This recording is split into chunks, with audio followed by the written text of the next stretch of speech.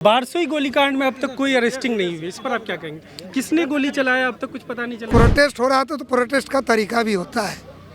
Protest नहीं, आप बोले आप लोकतंत्र, आप मीडिया करते लोकतंत्र को मानते हैं कि नहीं? बिल्कुल मानते। तो प्रोटेस्ट करने का अर्थ ये भी नहीं है कि जाकर के सरकारी संस्था का क्षति कर दें, आप पावर हाउस को उड़ा दें, आप ब्लॉक प्रखंड कार्यालय को उड़ा दें, ये तो नहीं है। बीजेपी वाले वापस ये सीट मांग रहे हैं, ऐसा ऐसी खबरें आ रही हैं। बीजेपी सीट ले ले, कोई ले ले, तारिक अनवर साहब लड़े या और कोई भाई लड़े, आपके विपक्ष में गठबंधन में अगर बीजेपी अरे उस समय तो महागठबंधन में थे। पोस्टर में अशोक अग्रवाल जी का नाम लिखा है, वो भी नहीं आए। नहीं, अशोक अग्रवाल कर रहे हैं। नहीं जूट मिल है, इसका आपने उठाया भी लोकसभा में, तो कुछ भी हो रहा है क्या जूट मिल को लेके? लगता है कि जूट मिल पे कुछ होता नहीं, बस राजनीति होती है। इस सवाल को आप किसी से मत करिएगा। बलरामपुर में लगभग 50,000 वोटों से ज़्यादा, मतलब तारिक अनवर साहब को ज़्यादा आया, जबकि बाकी जो 5 विधानसभा क्षेत्र है उसमें आपने लीड किया, लेकिन आपका घर ही जो है वहाँ पे आप पिछड़ जाते हैं। स्वाभाविक है, अगर ऐसा वजह नहीं रहता तो 95 के बाद हम रेगुलर चुनाव जीतते रहते। तो नाराजगी है मतलब बलरामपुर? नहीं, नाराजगी नहीं है। जाएगा जो संवेदक है वो आ गया है, वो कैंप बना लिया है और हमको लगता है कि 25 के लास्ट तक लगभग ये फिनिशिंग में रहेगा। तो कटिहार से बारसोई का दूरी, या कहिए कटिहार से बलरामपुर का दूरी अभी लगभग 3 घंटे का है, तो वो 1.5 घंटे का हो जाएगा। कोटा घाट लिया गया है, DPR बन गया है। हमको लगता है कि पूरा खोजिएगा तो उस एरिया में कोटा ही एक ठो मिलेगा। सरकार का रिकॉर्ड में पहले बात था कि 8,000 के लगभग विस्थापित है, लेकिन अब विस्थापित उतना है नहीं। अहमदाबाद के लोगों की शिकायत रहती है कि जो कटान का काम हो रहा है मनिहारी में थोड़ा ज़्यादा हो रहा है, लेकिन अहमदाबाद का जैसे बबला बन्ना गांव है, वो पूरा ही गांव लगभग उजड़ गया, तो उधर ध्यान नहीं दे रहे हैं। बीजेपी के नेता जो है इस इलाके की मुस्लिम कम्युनिटी को अक्सर टारगेट करते रहते हैं, कभी घुसपैठिया कह देते हैं, खासकर जो शेरशाहवादी कम्युनिटी को। दैनिक जागरण अखबार ने तो एक पूरी सीरीज चला दी सीमांचल का सच नाम से, उसने गाँव तक पॉइंट कर दिया। इस पर आप क्या कहेंगे? हम ये सोच करके नहीं चल रहे हैं कि हमको MP लड़ना ही है, नहीं लड़ेंगे तो हम प्राण त्याग देंगे, ये सोच नहीं है। हम काम कर रहे हैं, जनता की चाहत क्या है, मेरा नेता का सोच क्या है। नेता टिकट देगा, चुनाव लड़ेंगे तो चुनाव जीतेंगे और अगला बार से ज़्यादा वोट से जीतेंगे।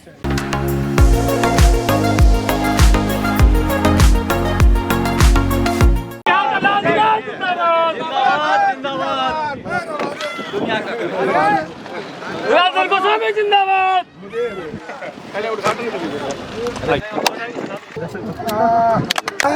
सिंह जिंदाबाद। बलरामपुर का विधायक निशा सिंह जिंदाबाद। कटिहार का सांसद दुलाचंद गोस्वामी जिंदाबाद। नरेंद्र मोदी जिंदाबाद। नीतीश कुमार जिंदाबाद। एक मिनट, हम लोग का नाम ही नहीं लीजिएगा, कहाँ का है तो लोग सोचेगा कि कहीं बक्सर से तो नहीं है। एक छोर से दूसरे छोर जा सके तो कुल मिला के 43 ब्रिज बनेगा। कितना बनेगा? तो आप ये जान लीजिए कि केवल सड़क नहीं बना रहे, सड़क बने तो सड़क टूटे नहीं। हमारे साथ कटिहार के सांसद दुलाल चंद्र गोस्वामी साहब हैं। पहली बार 2019 में कटिहार के सांसद बने हैं, पहली बार ही टिकट मिला था और जीत भी गए। उससे पहले 2 बार बलरामपुर बारसोई इलाके से विधायक रहे हैं, एक बार 95 में भाजपा से और 2010 में बतौर इंडिपेंडेंट कैंडिडेट जीते और बाद में वहीं से इनका फिर जदयू से करीब स्टार्ट हुआ और फिर 19 में टिकट मिला और पहली बार जीते। तमाम चीज़ों पर बात करेंगे, इलाके के जो मुद्दे हैं उनको लेकर बात करेंगे, क्योंकि 5 साल अब सांसद जी का होने वाला है, तो पहला टर्म कैसा रहा उन चीज़ों पर बात करेंगे। पहला सवाल ये सांसद जी, पहली बार आप सांसद बने और पक्ष और विपक्ष दोनों तरफ बैठे आप, तो क्या फ़र्क रहता है? किधर काम करवाना ज़्यादा आसान होता है? कुछ दिन पक्ष में भी रहे, कुछ दिन विपक्ष में भी बैठे, किधर ज़्यादा आसान होता है काम करवाना? नहीं, देखिए, पक्ष विपक्ष तो होता है, लेकिन मेरा हर समय इस बात का फोकस रहा है कि जनता ने जो मुझे वोट दिया वो तो कटिहार का डेवलपमेंट के लिए दिया, कटिहार को एक नई ऊंचाई में ले जाना उसके लिए।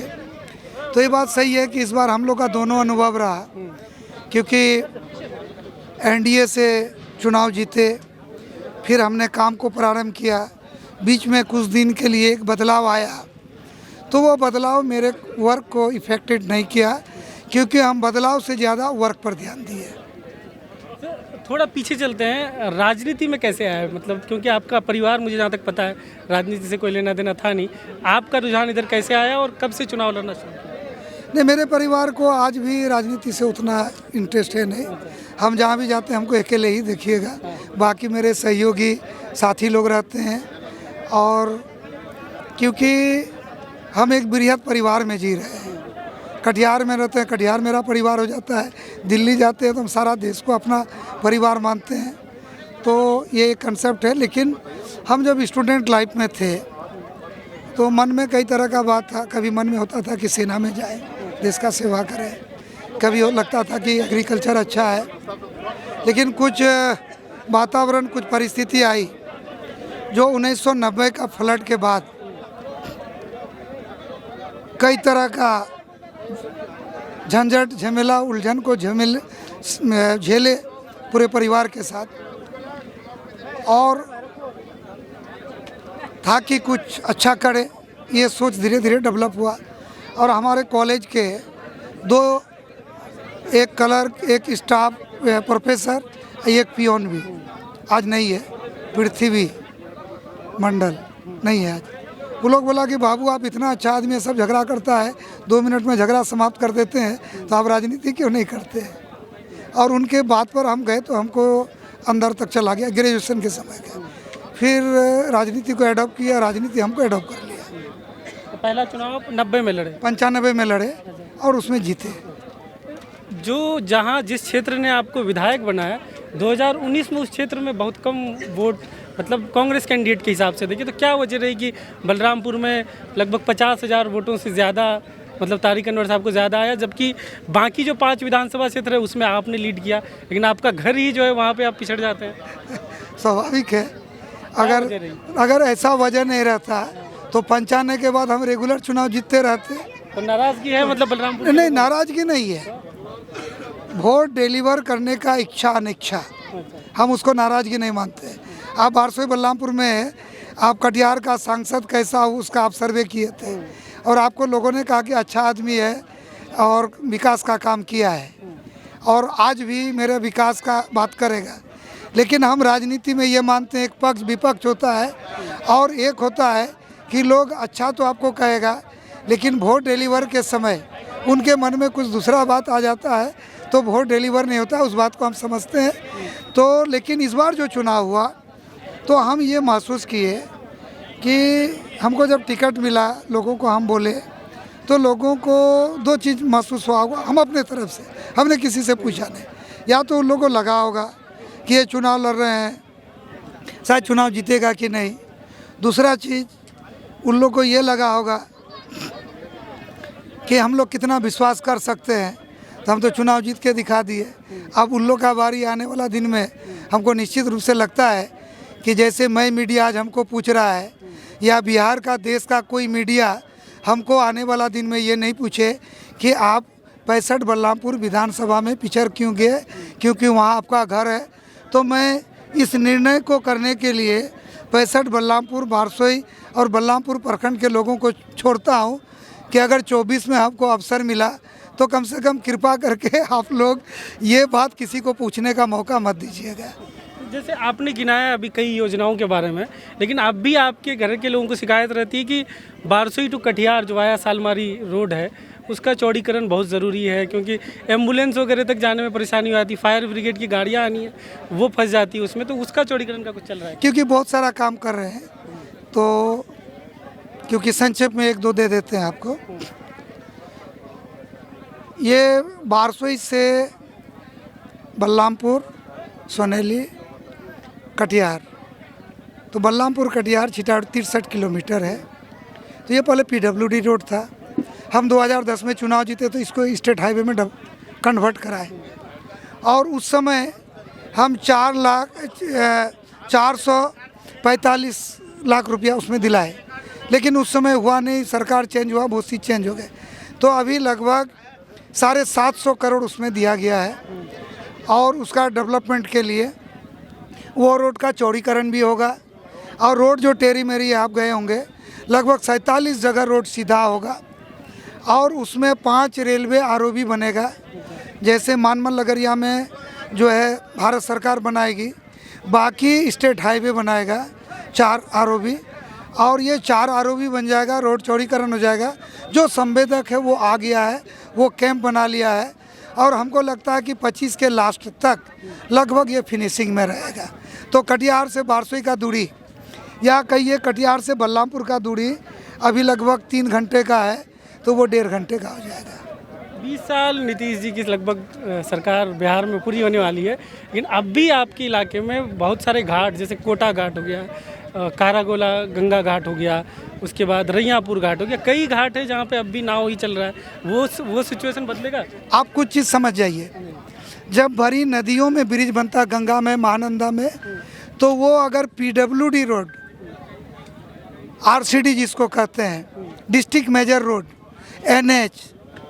NHAI, तो बड़ी प्रोजेक्ट उसमें काम होता है। अभी जो साहिबगंज और मनिहारी के बीच ब्रिज बन रहा है, ये NH 131 से NHAI हुआ, तब गंगा नदी में ब्रिज बन रहा है। तो अभी उन चीज़ों को, जो कारागोला का बोले आप, पीर 35 से कारागोला, कारागोला से फुलवड़िया NH 31 और पीर 35 में NH 80, इसके लिए पार्लियामेंट में बात उठाएं। भारत सरकार ने मुझे पत्र भी दिया है कि NH का नया गाइडलाइन आने के बाद गंगा नदी में ब्रिज और वो सड़क बनाया जाएगा और वो भारत सरकार का पाइपलाइन में। रही बात रैयापुर का, तो उस पर काम चल रहा है, उसको हम लोग PWD में उस रोड को ले रहे हैं। उसी तरह से कोटा घाट, वो मुख्यमंत्री सड़क में है, कोटा घाट लिया गया है, DPR बन गया है। हमको लगता है कि पूरा खोजिएगा तो उस एरिया में कोटा ही एक ठो मिलेगा। हमने मोटबारी बना दिया, आपने नहीं पूछा। हमने थुबोर में ब्रिज बना दिया, नहीं पूछा। हमने सुधानी में बनाइए, महिसाल में बना दिया, नहीं पूछे। हम महानंदा नदी में, गांजन में बना दिए, हम पुड़िया में बना दिए। ये सब एक एक करके बना रहे हैं। अभी लीलजी धार में भी ब्रिज बन रहा है, इसका भी आप लोगों को बताइएगा। तो ये सारा काम होगा, ये सारा पाइपलाइन में। बांध कटान एक बड़ी समस्या है। विस्थापित मनिहारी में जाइए तो 35 साल, अब तो लगता है कि 40 साल से ज़्यादा हो गया, रेल किनारे रह रहे हैं, रेल पटरी के किनारे। उनका कुछ होगा? सरकार का रिकॉर्ड में पहले बात था कि 8,000 के लगभग विस्थापित है, लेकिन अब विस्थापित उतना है नहीं। बहुत विस्थापितों को ज़मीन दे दिया गया मुख्यमंत्री आवासन के माध्यम से, आपदा प्रबंधन के माध्यम से, लेकिन मेजर % रह गया है। खास करके कुर्सेला में जो इंदिरा ग्राम बसाया गया था 84 में, तो वो ज़मीन तो लिया गया, सीज किया गया, लेकिन उसका प्रक्रिया पूरा नहीं हुआ। और उस सीज का ज़मीन में जो विस्थापित बैठना चाहिए वो न बैठ करके और हो गया, कुछ कब्जा कर लिया तो। लेकिन वो अभी जो उसमें टेक्निकल प्रॉब्लम है, क्योंकि उस समय राजस्व और भूमि सुधार को वो सीज का ज़मीन को करना था, लेकिन सरकार की पॉलिसी चेंज हुई है, क्योंकि हम पॉलिसी मेकिंग बात कर रहे हैं। तो अब आपदा प्रबंधन विभाग ही किसी को जो है ज़मीन सीज करके किसी आपदा पीड़ित को देगा। तो इसका प्रक्रिया तेज़ी से चल रहा है।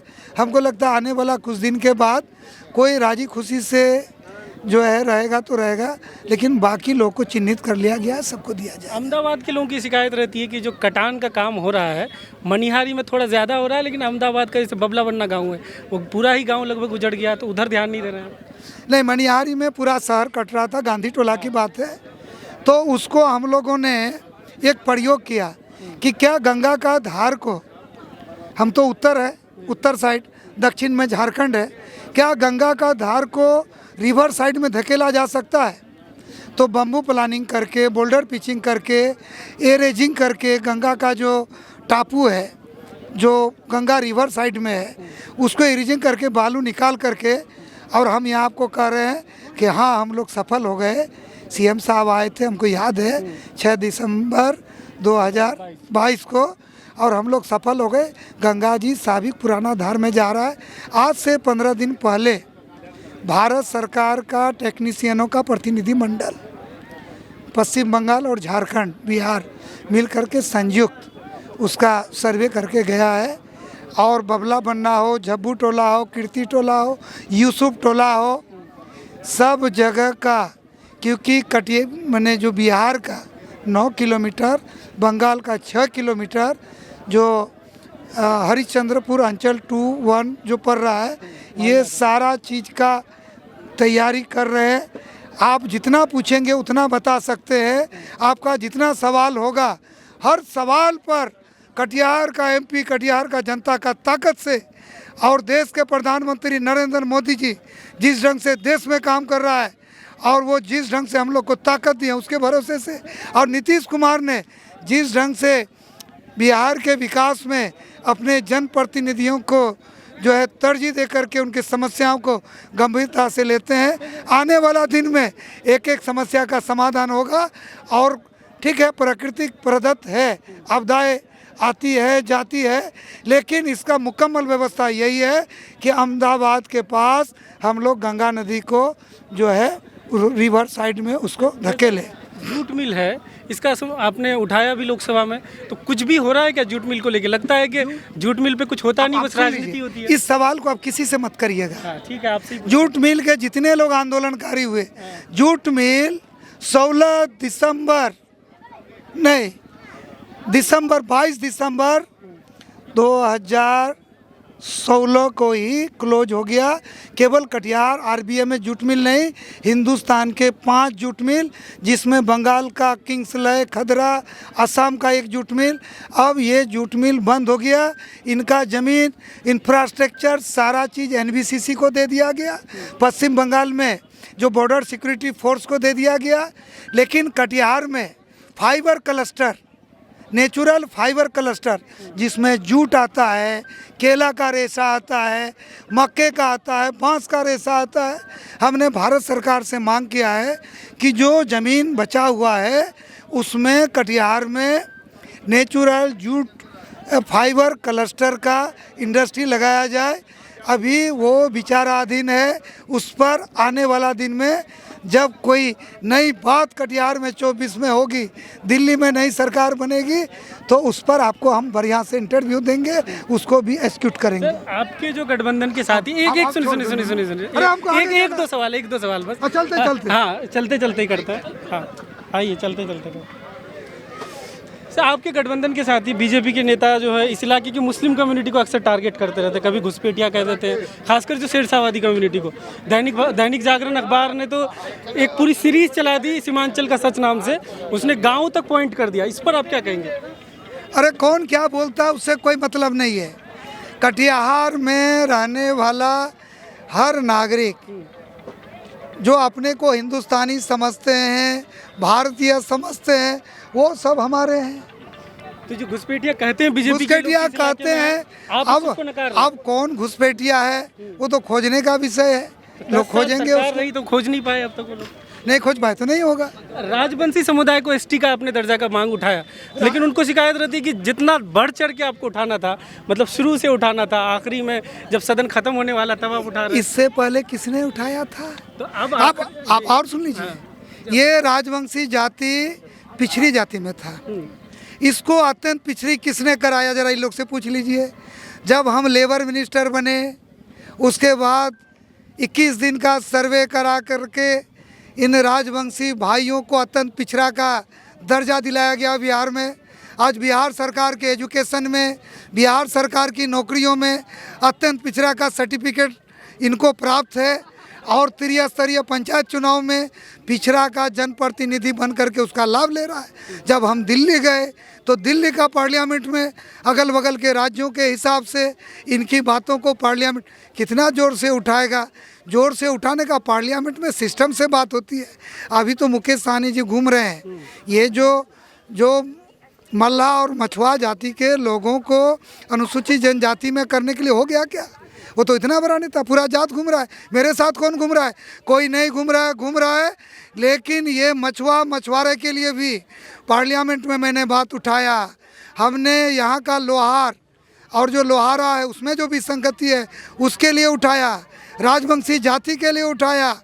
और मैंने भारत सरकार से कहा कि देश के अन्य राज्यों में जो जातियों के साथ अनुसूचित जनजाति के साथ विसंगतियां हैं, आप उसको दूर कर रहे हैं, तो हमारे बिहार के भी इन विसंगतियों को दूर करें। और हमने अपनी बातों को इतनी प्रखरता से रखे हैं कि वो आप समझ रहे हैं, और हमको लगता है कि आपको उस वीडियो को लोगों को दिखाना चाहिए। हमने डाला है। लास्ट वाले सर, बारसोई गोलीकांड में अब तक कोई अरेस्टिंग नहीं हुई, इस पर आप क्या कहेंगे? किसने गोली चलाया अब तक कुछ पता नहीं चला। उसका इन्वेस्टिगेशन चल कितना दिन और चलेगा? मतलब आपके इलाके का मामला है। इन्वेस्टिगेशन चल रहा है और वो दुखद घटना है जो निधन हुआ है, लेकिन इस पर क्योंकि कोई प्रूफ मिल नहीं रहा है, लेकिन उसका इन्वेस्टिगेशन भी बंद नहीं हुआ। CCTV जारी किया था प्रशासन ने, तो उससे कुछ प्रशासन CCTV जारी किया, लेकिन जो फिगर था वो लोग को भी हमने कहा कि अगर आपने किसी फिगर को दिखाया है तो उसको लोकेट करिए, उसको पकड़िए। और आज भी मेरा कहना है कि उसको लोकेट करना चाहिए, उसको जो है चिन्हित करके पकड़ना चाहिए, इस केस का उद्भेदन होना चाहिए। ये विफलता नहीं, आज तक एक भी अधिकारी सस्पेंड नहीं हुए, किसी अधिकारी पे कार्रवाई नहीं हुई, 3 लोगों 4 लोगों पे गोली चल जाती है। आप बताइए कि आप पहले ये बताइए कि इसमें प्रोटेस्ट हो रहा है, प्रोटेस्ट हो रहा था, तो प्रोटेस्ट का तरीका भी होता है। प्रोटेस्ट नहीं, आप लोग आप मीडिया करते लोकतंत्र को मानते हैं कि नहीं? तो प्रोटेस्ट करने का अर्थ ये भी नहीं है कि जाकर के सरकारी संस्था का क्षति कर दें, आप पावर हाउस को उड़ा दें, आप ब्लॉक प्रखंड कार्यालय को उड़ा दें, ये तो नहीं है। हम प्रोटेस्ट का सम्मान करते हैं, हम भी प्रोटेस्ट करते थे, करना चाहिए, सरकार को सचेत करना चाहिए। क्या वर्ष में बिजली नहीं मिल रहा था क्या? लेकिन प्रोटेस्ट हुआ, गोली चली, उसका उद्भेदन होना चाहिए। लेकिन आप ये बोलिएगा क्या वो प्रोटेस्ट लोकतांत्रिक था? हम आपसे पूछ रहे हैं, आप बोलिए। नहीं, मैं तो प्रोटेस्ट में था नहीं, जो लोग आप वो लोकतांत्रिक था। गोली कांड वो लोग क्या नहीं, वो लोग क्या बदमाशी कर रहे थे वहाँ पे? नहीं तोड़फोड़ आप नहीं देखे क्या? सब मीडिया चलाए, आप नहीं गए थे क्या? हम तो चलाए, हमने तो नहीं, आप तोड़फोड़ हुआ कि नहीं हुआ, आप नहीं गए थे क्या? तो उन लोगों का तो कहना है पहले ये गोली चली, उसके बाद ये सब हुआ। नहीं, घटना घटी है, बढ़िया से एक बार और कर लीजिएगा। गोली चली गलत है, हमारे लोग मरे गलत है, लेकिन जो लीडरशिप है उसको भी संयमित रूप से ही कोई आंदोलन करना चाहिए। अगर उस तरह का माहौल नहीं होता तो हमको लगता है ये घटना नहीं घटती। लेकिन आप जो ये पूछ रहे हैं कि आंदोलन गलत है, तो आंदोलन का स्वरूप पर निर्भर करता है। कोई भी आंदोलन उसका स्वरूप क्या, हिंसक है तो हिंसा माना जाएगा, अहिंसक है तो सत्याग्रह माना जाएगा, आंदोलन माना जाएगा। आप मीडिया में आप बताइए कि जनता को किस ढंग से आंदोलन करना चाहिए, कभी इस पर भी एक बार आपको कम से कम आना चाहिए, बताना चाहिए। बीजेपी वाले वापस ये सीट मांग रहे हैं, ऐसी खबरें। बीजेपी सीट ले ले, कोई ले ले, तारिक अनवर साहब लड़े या और कोई भाई लड़े, हम गठबंधन में अगर बीजेपी, अरे उस समय तो महागठबंधन में थे। पोस्टर में अशोक अग्रवाल जी का नाम लिखा है, वो भी नहीं आए। नहीं, अशोक अग्रवाल नहीं, अरे हम एनडीए में है। जी। हम जिस दिन इंडिया में थे उस दिन भी भरत चौक में कोई आके कहा होगा कि हम एमपी का चुनाव लड़ेंगे? और आज भी नहीं कर रहे। हम ये सोच करके नहीं चल रहे हैं कि हमको एमपी लड़ना ही है, नहीं लड़ेंगे तो हम प्राण त्याग देंगे, ये सोच नहीं है। हम काम कर रहे हैं, जनता की चाहत क्या है, मेरा नेता का सोच क्या है। नेता टिकट देगा, चुनाव लड़ेंगे तो चुनाव जीतेंगे और अगला बार से ज़्यादा वोट से जीतेंगे। बहुत बहुत धन्यवाद सर।